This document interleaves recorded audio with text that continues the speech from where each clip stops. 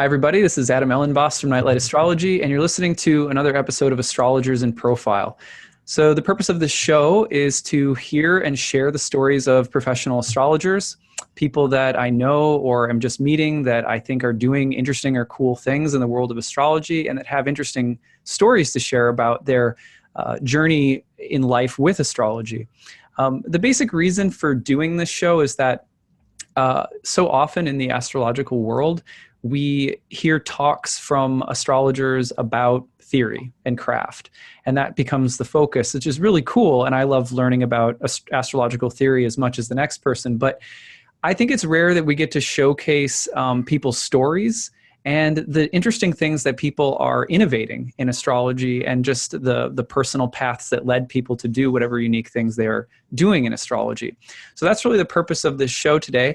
And I'm very glad to present my two guests for today, Kay and Ash, who are with me. You guys where are you guys coming in from again?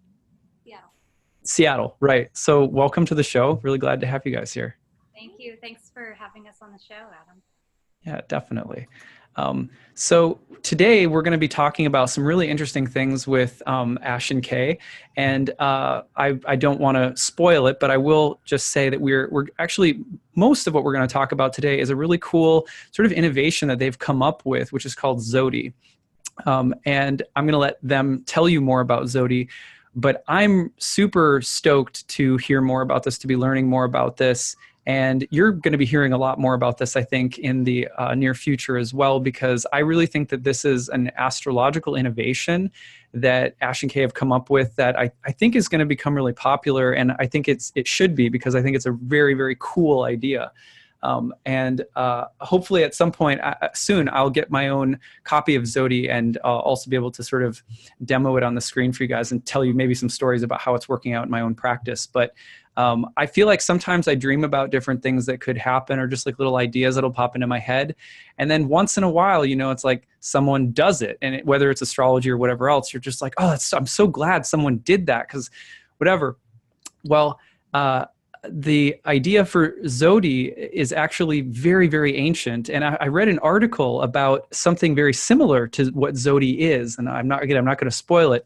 And I'll read you a piece from this article in a little bit that actually describes that ancient astrologers were using a sort of astrological technology similar to ZODI thousands of years ago. And after I read that article, I thought someone should do something like that again. And then when I heard about this from Ash and Kay, I was like, oh my God, someone is doing it. This is the coolest thing ever. So if that's, I know that's I'm very enigmatic, but I don't want to spoil it. So we'll wait to talk about ZODI, but that's where we're going to be talking about this cool astrological technology called ZODI. But before we get there, how did you guys get interested in astrology? I want to know a little bit about how you came to astrology, like when you were kids, or like how did it come into your life at first? So, yeah, I was a kid.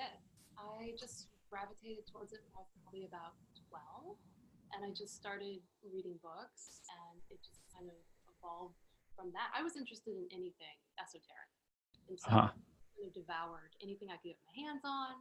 And then I ended up meeting Stephanie Gailing, who connected me with a lot of other astrologers, and then I started going to NORWAC, and then I started taking classes with you, and it just kind of compounded and grew. Just so you guys know, your audio is actually really, really like gentle. So if you could speak up a little bit when you're speaking, that way we can all hear you really well. So just to recap, you were interested in a lot of different stuff as a teen, and then you met your teacher. It was Stephanie, you said?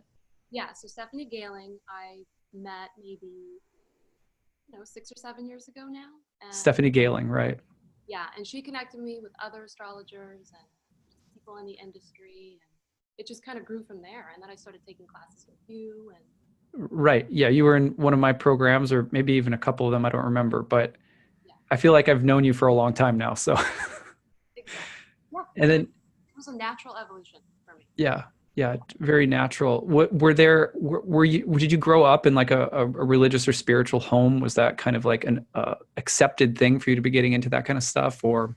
Well, I grew up in a Christian household, but they weren't super strict. It was not, I don't think they I don't remember them saying anything negative about astrology. You know, when I started kind of getting into some other stuff, it made them nervous, but you know, they've come full circle. They accept everything that I do, and they're so interested in it now. So it's been an evolution for them as well. So I didn't Okay.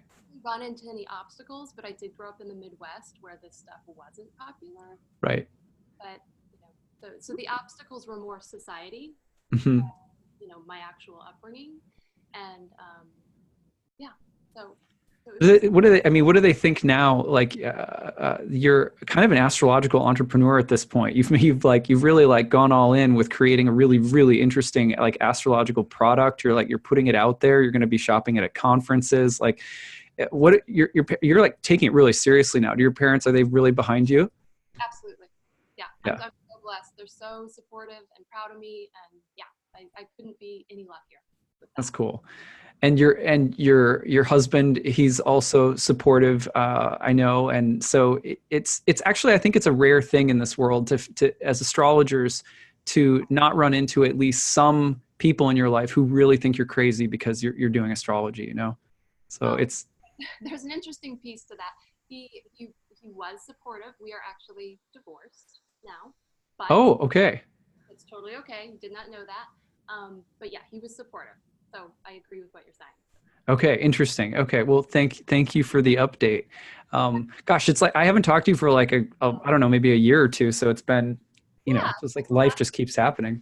the last time you were in town was maybe when we met with Licia and Jen. Jen, Yeah, yeah, Jen's art, and we all went out. Yeah, that's right. Okay, so okay, and Kay, tell me a little bit about your, you know, we want to know about your journey with astrology too. So I grew up in a household, a military household, and I would say there was I would even go as far as to say there was a fear of things like astrology, that they were occult. There was a fear of anything that was in the occult realm, that even esoteric realm, I would have to say. But I was also a latchkey kid, and Mm, when I was 12, I was kind of free to roam and do kind of find the things that I was interested in. And my best friend at the time, Carol, and I, at the start of the summer, we were 12. The start of the summer break, there was a bookstore up the street having a sidewalk sale, and we went, and the biggest books on the table on the sidewalk sale on the 99-cent table were actually books on sun signs. And so we kind of gravitated, and we were like, what is this? And she happens to be a Leo and I'm a Sagittarius, so we bought our books and we poured through them over the summer, and basically we realized, oh, we're friends, and this tells us like all these different ways that we're friends. And so I was immediately sold then, because hmm. I was like, well, you know, this is amazing. So but I didn't talk to anyone other than Carol about it, and I never really talked to my family or any of my other friends about astrology until I was, I don't know, maybe even in college. Okay. My experience has been that people think it's weird. People around me think it's actually kind of a little bit frightening, I would say. That there's kind of this, you know, standoffishness with it. And then I became a psychotherapist as my profession, and which I absolutely love. And again, that's also a profession that people have different feelings about. There's kind of this interest. Yeah. Are you going to, you know, Analyze me or psychoanalyze yeah. me at any second, or please psychoanalyze me, please. So I think kind of astrology has been kind of this beloved hobby of mine for so many years, but it's really been in the closet for me. Mm-hmm. And in the psychoanalytic psychotherapy world, aside from the Jungian side, the Freudian side, which is kind of more of my tradition, there's a real distancing from it as well. And so kind of in the last probably 5 to 10 years, I have been, I don't know, going more toward what in my deep self I'm really interested in and I believe in astrology is part of that. And and now I guess I'm just ready to bring it out there, although I'm still kind of using a pseudonym. Yeah, yeah, yeah. I'm almost ready to fully be out there, but I Well, started. you're an astrological entrepreneur, so you're definitely you've this ZODI that you guys have created. I feel like it has the potential to make a really big splash in the astrological world and practice of astrologers, and so it may not be very long until more of you has to incorporate more of astrology. I don't know. I've been working on that and getting some therapy about that as well. That's great. That's awesome. And I have to say that since Ash and I created ZODI, my parents have been so excited. My dad is thrilled with me being an entrepreneur. Very and so cool. They have come toward it. My family at the holidays wanted me to bring it and do a little demo because we've got prototype materials, and and everyone's been very supportive. And some of my therapist friends have come out to me that they're interested in astrology as well. And so it's been great to kind of discover that. Awesome. Yeah. Well, I'm usually I would want to go so much more deeply into story. But in this episode, I'm really wanting to focus on the innovation that you guys have made. And so that's where I want to spend the bulk of our time talking about today. So give us an introduction to ZODI, and then at some point after we get in a little bit, I'm going to read this really cool passage from an ancient astrological manuscript talking about something that's oddly similar. And I just found out that you guys actually had never read this, so it was not like you guys had any idea that there was maybe something sort of similar 2,000, 3,000 years ago. But anyway, tell us, what is ZODI? What is this innovation that you guys have come up with? What's it all about? ZODI is a way to experience astrology using a deck of cards and what we call the ZODI map, which is the horoscope diagram. So it's creating a chart using the astrological chart and the horoscope in any way that you would use it on a screen, on a printed piece of paper. And so it's really that. It's astrology in a deck of cards. And we can tell you more about the details. Right. So this is like I'm trying to get a picture of it up on the screen. What would be the best page I should take people to so they could get a little image of it right now? Go to shop. Okay.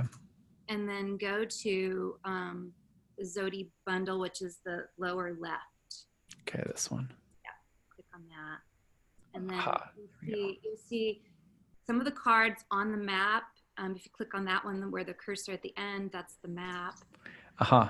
So let's talk about the map. What is it? This is the thing that to me was the most exciting and sort of to me is the most innovative way of doing astrology. So tell us about what the map looks like, how big it is, what's on it. It's 24 by 24 inches, so it's 2 feet by 2 feet. It's a 1/8 inch thick neoprene, kind of like a mouse pad. Yeah. So it's got a rubber back. It stays on a table. It's really a way, we wanted to have a way for people to lay out charts and lay out their astrology on a table, move planets around. So it's got a nice kind of smooth material on the top. And it's printed, as you'll see, with the horoscope, the astrological chart diagram. Right. So it has first house, second house, third house, all the way around the wheel. Right. And then on the inside, you have topics from the houses, correct? Keywords. Yeah, yep. Keywords. Mm-hmm. Keywords, right. And then the cards, what are on the cards? I'm going to zoom in on some of the card images. You can see them a little bit better. So the cards, the image cards represent the planets. We have a beautiful photographic image that Ash has done all of the images and the written content in the deck and the guidebook, and we created all of the images. They're all original, and we we really were trying to capture a contemporary interpretation of the planets and rulers of the planets. So in astrology, so kind of So the archetypes of the images. Yeah. So you see the card down in the lower left there. That's the Saturn card. So the deck has 154 cards. It's kind of a large baby. It's healthy. It's healthy. It's very healthy. And it's made up of all 10 planets in all the signs. So that Saturn card there that you see, it's Saturn in Aries, as we have it depicted. There would be 12 Saturn cards, 12 Mars cards. I see. Yeah. So there's a card that will have the planet in every sign, and there's a unique image that actually goes along with each of those as well. Planet, yes. Right. Yeah. So we've got Mars as our astronaut. Yeah. So we've played with gender and basically the old archetypes to try to kind of bring a new twist and something that's contemporary. And we also, you can see the different colors there. So we've indicated the signs through colors. Very cool. The colors map to the elements and the modality. Yeah. Right. So cardinal, fixed, mutable, you've got your earth, water, air, and fire, and all of that's color coordinated. That's right. Yeah. So if you see the Mars in Libra, the astronaut picture in the card in the center of the photo there, it's the cardinal Libra is the most intense hue of the pink, which indicates our air. Ah, interesting. Up above it is the moon in Aquarius, maybe. I can't quite see. Yeah, it's moon in Aquarius. Moon in Aquarius. So that's the fixed hue. It's still pink, but it's the middle range hue. Yep. And then Gemini is the most pale, is the mutable. Yeah. Okay. Wow. You can see the cards kind of laid out right here. Oh, these are really cool. Like I think I see David Bowie on one. Yes, you do. Yes. Yep. Yeah. He's kind of our guardian angel. I love it. This is really cool. So you can see the cards spread out on the mat. And so the reason that I like this so much that immediately I was like, when Ash told me about this, I was like, oh, we've got to do something. And, I want to tell all of the people who check out my work about this, is because as astrologers, one of the things I think we suffer from sometimes is having to do a lot of things in an abstract place in our head, because what we're looking at is lines and numbers and maybe glyphs and maybe some colors, but very, very basic. A lot of it's done up here. And I feel like that really is prohibitive for a lot of different learning styles and for a lot of different practice styles. Some people don't learn as well without visual and the visual representations of the cards you guys made, with being able to see it laid out, with being able to make connections in a visual space, versus having to make all the connections up here. Sometimes I think people think, oh, I couldn't do astrology because I'm not a kind of math and geometry and sciencey kind of person. So a lot of people prefer tarot, I think. And I've always thought, maybe tarot is like a little bit almost more of a feminine form of divination, because it feels so much more sensual to me to look at cards. And I feel like my practice of astrology has been so greatly benefited because I have always liked and spent time with tarot. It's what I feel like you're doing in a sense with this, and please tell me if the intention is different, but I feel like what you're doing is giving people the visual, intuitive stimulation that a tarot card might give you, but you're allowing that medium to be present for people who are doing astrology. Yes, exactly. Yeah, that's exactly it. Exactly. Yeah. It's so cool because, again, another thing that we sometimes, I think, suffer from is, when you have a tarot spread laid out and it's in a big circle, let's say it's a 12-card spread in a circle, kind of like your mat is going to potentially hold 12 different cards in a circle, or something like that, that there is a way of starting to make connections that happens a lot more quickly and organically. Like, okay, here's the money card, and it's in, you know, it's sitting across the circle from this card, and you start to see how they might feel about one another by just looking at the two images in juxtaposition from that 180-degree straight line across the circle. And I feel like tarot really in many ways takes out a technical step. Like, you don't have to think about the opposition anymore. You just look across the circle and like, how do these two things feel in that visual space that they're represented in? And then boom, your insights as a reader become much more intuitive. And that's what excites me so much about this, because I feel like as a teacher of astrology, I have over 100 people that come through my courses every year. And I see so many people get flustered in a sense by not being able to make these kinds of connections more quickly or more intuitively. Exactly. Yeah. Simplify things for people. You know? Yeah. Well, how have you noticed that it's worked within your own, like you guys have been playing with this for a while, you developed it. How has it changed your practices? I mean, and I've actually had the opportunity of giving readings with it, and it, you know, versus giving readings the old-fashioned way, where where I'm showing them the printout, you know, Right. you know, their mind, I have no idea what I'm looking at. It's all Greek. It's all Greek, exactly. So, I mean, it's been profound to see how they respond to it, because they get the images, they can read on the card, oh, it's, you know, it's Venus and Gemini, it's in the 6th house, there's the keywords. It just clicks better for them. Mm-hmm. And, you know, and it's, for me, I love to teach while I give readings. So it's a great tool for me to showcase and help them understand, and, you know, and they have an actual tangible experience because they can hold the cards. And just to be clear, it's not you are taking a person's birth chart, and you can basically take the cards that correspond to their birth chart and just place them right in the wheel. Is that the idea? Right. There's actually a really cool video that we did of Ash laying out David Bowie's chart. If you go to the up to the menu icon, and then go to ZODI How-To Guide. Aha. And then we'll be adding more content. But you see the video there on the right? Right. Yeah. On that's Ash laying out David Bowie's chart. And it's a time lapse. It's quick. Oh, wow. Look at that. Okay. Yeah, you can totally see it. Signs, the ascendant, and they're his planets. Yeah. And you can see the oppositions, right? You can see. Right. So you begin to, and you also can see the elemental nature of his chart. Beautiful. Just put it one more time so you can see. So this is these Aquarius rising. So we set the rest of the signs for the houses. Yeah. This is great.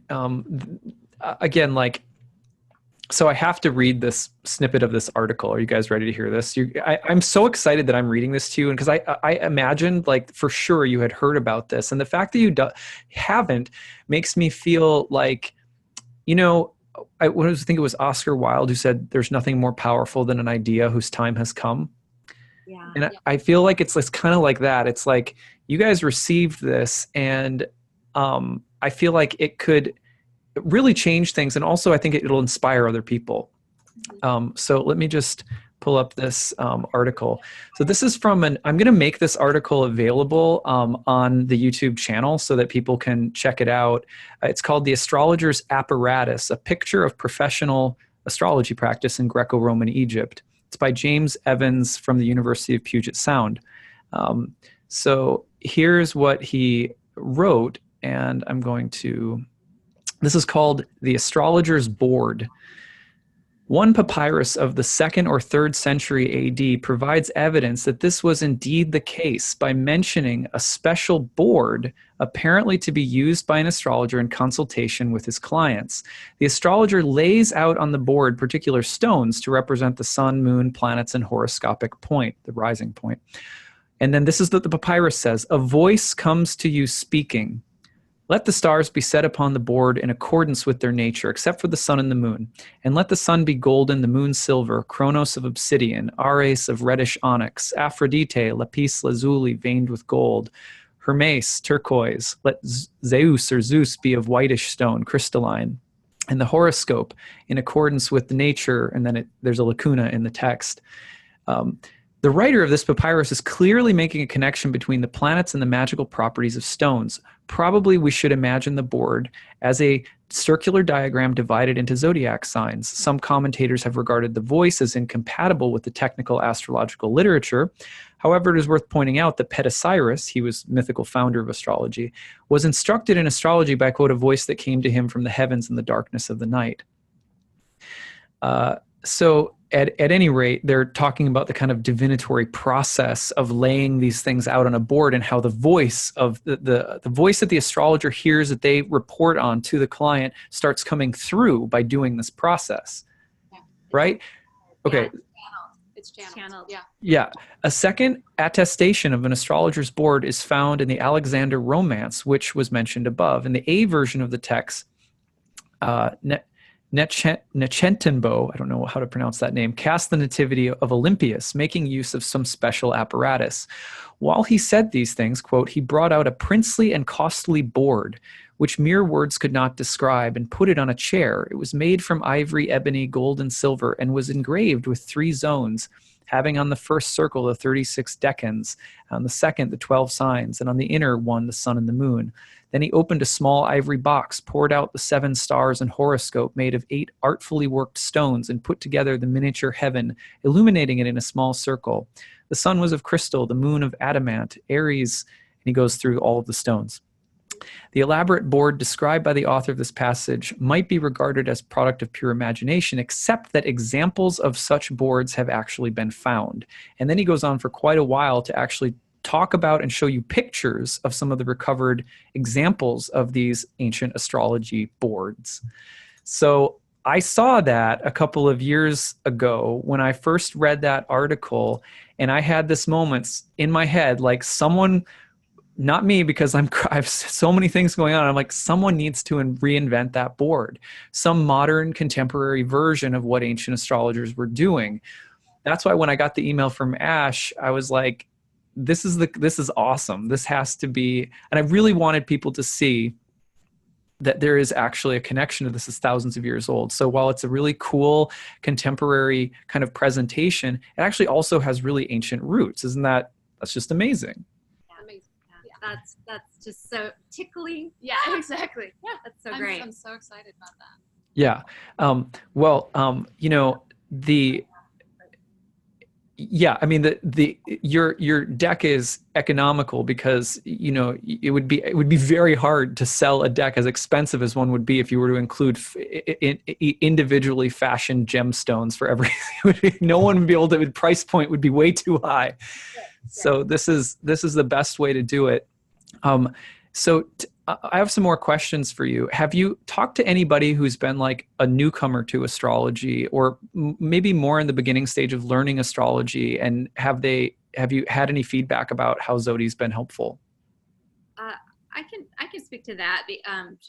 From my experience with my family over the holidays, one thing I noticed one of the things we also are wanting to bring with ZODI is the ability to take astrology into more of a group system level as well, because you can layer, you have all the planets and all the signs, you can layer family systems, you can layer work group, you can layer obviously synastry, right. charts, obviously transit bi-wheels. So one of the things I did with my family at the holidays was laid out our family constellation on the app, and I actually was amazed at what came forward that I had no clue about. And one of the things I noticed was my mom, who has so much Virgo. She's super, super duper Virgo. She just really saw all these connections. She got it like right away, like Ash said, it just really clicked with her. My dad was more hesitant, but he was interested. And at the end, I was using time passages to run our charts so I could place the planets. And he downloaded the Time Passages app after that. But we all, interestingly, have stelliums in Libra. 3 of the 4 of us, my brother, my dad, and I, all have Libra at the top of our charts. My mom, it's the second house. And so we're ninth, 10th house Libra. And my parents both have Venus and Mars in Libra, very in conjunction, very close together for both of them, and then to each other. And my brother and I both have either Venus or Mars conjunct with my parents. I can't remember which one. Wow. Anyway, it was like, for me, I was like gobsmacked. I was dumbfounded. And then, so I was having this experience as someone who understood astrology, at least as a hobbyist. So I was kind of blown away, but my family was really interested and intrigued, and it felt like they had a friendly feeling toward it. I don't know if that makes sense, but instead of being apprehensive and mistrustful and skeptical, they actually were excited and inspired to be more curious. Curious, I think, is a word. So yeah. I think one of the things that, as I'm listening to you speak about it, that occurs to me is that it's a friendly and really accessible. It's not a game, but it's like a game board. And in that way, it has a really friendly appeal for total newcomers. You can sit down with it, and you can. It can be laid out in a way where it almost feels like, well, we're about to play Jenga or something, like, or we're going to have like a fun, like a fun and kind of magical experience here. But it's actually really deep and can be very psychologically rewarding to like sit down and do something like that together in a group. And it's a different kind of group experience too. And it's encouraging a different way of really relating to each other, in some ways replacing things that we could be doing that might be just really not deepening our relationships or bonds with each other. Right. Yes. Yeah, exactly. And it's inviting, and it's very relatable. So we use the word relatable a lot on the website when we talk about ZODI. Right. And we were very intentional in setting up the images that they are people. There's a narrative that they fit their characters. There's one card that's not a person, and it's a horse, that's Jupiter. But anyway, more on that. Yeah, you can find out more about that on the website. But we wanted people to be able to recognize something. So Adam, when you were talking about the feminine intuitive aspects of tarot, there's actually a neurological parallel there to the right brain. And the right brain in us is how we kind of internalize, we embody knowledge. And the right brain is really tracks narrative and color. And so when we really tried to bring those aspects in, and I think people will experience astrology in a more embodied way, like you said, in a more intuitive way. That makes sense. Yeah, it does. And that's, I mean, again, one of the reasons why I felt like you guys were a very interesting idea for having you on the Astrologers in Profile show that I do, is that really the purpose of the show is to try and make those kinds of connections in narrative and story, and hearing about astrologers that in a more embodied way. Because I think that culturally, I'm wanting astrology to come out of some of the ethers a little bit and just be, like that. And so you guys, not only do you have really interesting stories, but I really am very glad to have you here today to be talking about something that you've innovated as astrologers, that you're doing to help make that that bridge for everyone's experience of astrology itself, which to me is really, really cool. So I often use tarot analogies in my class when trying to teach people how to think about astrology, because like, for example, if someone will be really stuck in their heads about how to understand an aspect, and I'll be like, imagine a tarot spread. If you saw one card in this position, one card in that position, this position, they have a kind of relationship with one another that you would get intuitively if you were looking in the circle. The aspects are trying to help us think along the same lines about those relationships. People who have any experience with tarot instantly go like, oh, that's how I should think about it, because that's embodied in them. So this is, again, I can't say enough about how excited I am that this is out there now. So let's talk about how do people get a hold of this? And how did you had to do some fundraising? Maybe tell us about the different fundraising that you did through Indiegogo and where things are at now and how people can get a hold of one. Yeah, so Ash and I have put a lot of work in. We've developed ZODI over the last year as a side passion project. We both have jobs to pay the rent and whatnot. And we've also had some angel grant funding to get us started with design. And we have a trademark on ZODI and get our legal ducks in a row and set up our infrastructure. And so when we were ready, finally, we had it all designed. We were ready for production. We went to Indiegogo to get support to actually raise funds to produce it. And we were very excited. It was a big goal. A lot of anxiety. We're gonna make it, but we made enough. We didn't reach 100, but we got to 75%, which is enough to the decks are being produced and everything's in production at this point. And we expect the products to be in hand in March, and we'll start fulfilling then. So people can pre-order right now. Yes, they can. Yeah. Okay, so we're on the website. We go to shop. Yep. Okay, so we go to shop, and okay, so tell about the options. We have the ZODI deck, we have the ZODI map, we have the ZODI bundle, which I'm guessing is the deck and the map together. And the tote bag. Right? And the tote bag comes with it as well? This as well. Just, okay. No, just the deck and the map. Deck and the, okay. Okay, so deck and map come together in the bundle. And then you can also order a tote, which obviously could allow you to carry this with you going somewhere. That's right. Cool.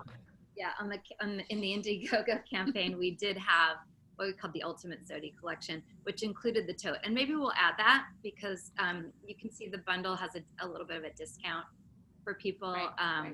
And then from the separate pieces. And so, we could create like that for the tote as well. And so when you buy the deck, you will get the book with it. You get the companion book. Okay, great. Oh, wait. Oh, so say one more time. When you buy the deck, you get the companion book. So it'll explain everything. It breaks down the houses, the planets. Oh, great. Okay. So there's some instructions there on how to use it, as well as kind of breaking down the archetypes of the cards. Oh, absolutely. Yeah. It's a full-on book. Yeah. Yeah. Awesome. So Ash, were you the one who wrote the text? I did. Yeah.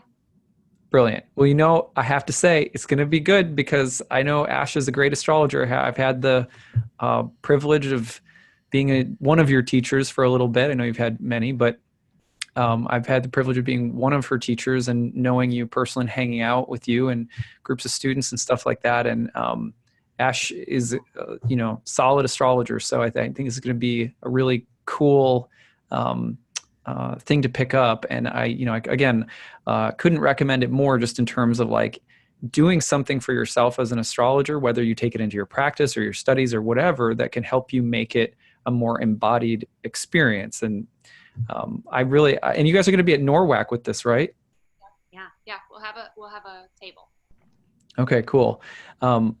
So NORWAC, for those who don't know, is the Northwest Regional Astrology Conference, and it's held in Seattle every year. Usually it's around end of May, right?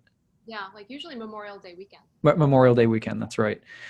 So they will be there. I'm hoping that by putting this out there, this interview, that some of my other colleagues will also pick up on this and bring you guys on their shows too. I'm going to send some emails out because I really think that this should be like, people should know about this. And the more that we can, maybe get you guys featured on some other podcasts and stuff like this so we can get it out there, because I really do think that it's something that could shift the landscape. And not only that, but I think that it's products like this that astrologers make with the intention behind it being what it is, and innovating new technologies for learning and doing astrology that are going to be inspired by a project like this. So I think all around, I have to ask, what transits were happening for you guys, or are happening for you, that you would associate with this? Anything? I have quite a bit going on. I'm in my Jupiter return in Okay. Sag, and then I'm having my nodal return. Saturn is about to conjoin my moon. Neptune is conjoining my sun. In my solar return chart, all of the planets are up in the 9th, 10th, and 11th house. Mm-hmm. I'm coming into a first house perfection year Right. Yeah. by Venus, so I got a lot going on. Yeah. Yeah. That sounds like it. The Jupiter return makes a lot of sense. And yeah, Moon Saturn is your moon in the ninth? No, fourth. 4. Okay. Yeah. But what did you say you had? It was a solar. Oh, your solar return. They had a bunch of stuff in the ninth. Yeah, 9th, 10th, and 11th. Yeah. There's Yeah. nothing below the horizon in my Well, I remember that our moons are pretty similar, I think, because I've got mine in Cap too, and so Saturn's about to come over my moon as well. So Yeah, and I'm making some big changes in what I'm doing, and I have a website coming out shortly and stuff like that. And my moon's in the ninth, so it's a similar. It was start the start of something, laying down the foundation for something is very, very Saturn. it is. Cool. What about UK? Anything? Yeah. Saturn's on my ascendant and Venus in Capricorn. Ah, there you go. And last year, so Jupiter was in Scorpio, which was my midheavens in Scorpio, and now it's on my sun. Okay, brilliant. Yeah. Oh, that's interesting. Have you guys I mean, just out of curiosity, did you guys ever do a chart for ZODI, like a founding chart or something like that? Yeah. Cool. Yeah. I won't ask you to reveal the details. I don't like to reveal the details of my own company chart or whatever, but I have to ask, did you ever lay out on a ZODI board the ZODI chart? We haven't yet. You got to do that. We're gonna do it. Yeah. Because my sense is that like doing that could be pretty extraordinary, just in terms of like ZODI itself starting to have a personality, being like, here's where I need you to go, ladies, or what, Yeah. It's its own thing for sure. Yeah, we felt like we're just channeling something that wants to be out in the world. It's Right. really like that. Yeah, it's really cool. Here comes again from the article. A voice comes to you speaking, let the stars be set upon the board. It just feels so magical to think that the board has come back. So I'm really excited, and I'm really thankful for you guys for being here today. Is there anything else that we want to say before we close down here? Thank you, Adam, for Thank helping you us so much. get this out there. Thank you. Yeah, totally. I hope it's wildly successful. Let me know however I can be of help, promoting it. Maybe sometime what we'll do is when I get my board in the mail, what I'll do is maybe I'll do a reading at some point with it of something that's happening, like a current transit or something, and I'll take my HD camera and put it in a position where you can actually see the board and show people how it works and stuff like that. Yeah, that would be great. Yeah, that sounds like fun. Okay, cool. Well, I am so happy that if everybody could take this in today. You can find this board and pre-order a copy at zodicollective.com. That's ZODI and then collective.com. Do I have that right? Yes. Okay, great. And we look forward to hearing more from you guys, and maybe down the road, if you discover new cool things to do with it or new tips for people and using it, and you get feedback when it comes out or whatever, we'll have you guys on again and talk about it again. Thank you. Yeah, thank you. Okay, very cool. Well, take care, everybody. That's it for this month's edition of Astrologers in Profile, and we'll be back again next month. And don't forget, actually, next month we're coming into our winter speaker series. So there's going to be some cool new speakers coming as well. We've got Demetra George is going to be giving a talk on the asteroids. Nadia Shah is giving a talk, and Kelly Surtees is giving a talk as well. So it's a dedication to the goddess next month, and you guys really helped kick it off today. Some awesome goddess innovation here. So thank you, everybody, and we will see you next time.